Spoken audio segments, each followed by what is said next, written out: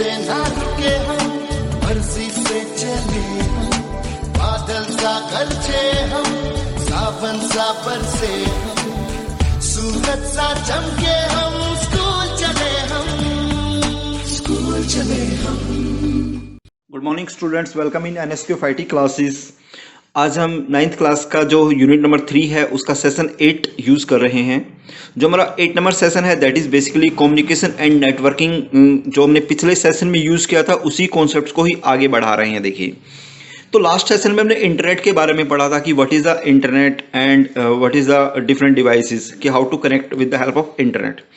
आज का जो सेशन है वो हमारा ये है कि www क्या है। www means world wide web, मतलब सिंपली एक ह्यूज इंफॉर्मेशन जो आपके पास है वो सारी इसमें स्टोर है, और जिसको जो भी इंफॉर्मेशन गेट करनी है वो with the help of internet वो अटैच कर सकता है।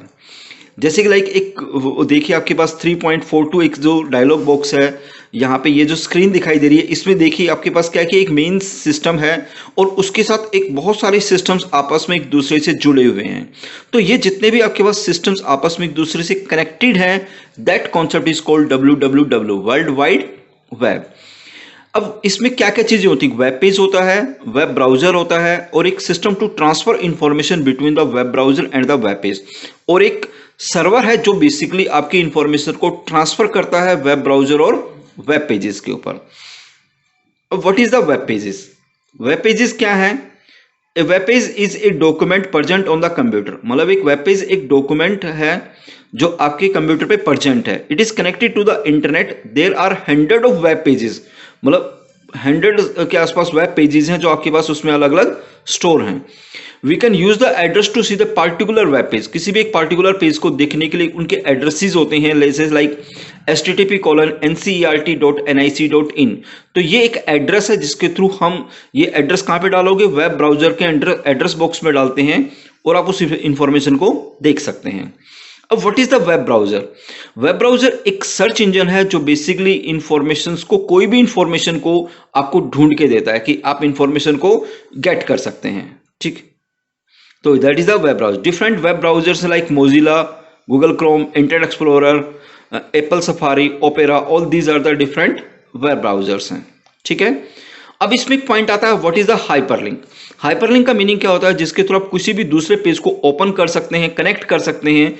तो एक आपके पास टेक्स्ट बॉक्स टेक्स्ट होता है जहां पे क्लिक करने से आप किसी भी अनदर पेज को ओपन कर पाएंगे, that option is called a hyperlink.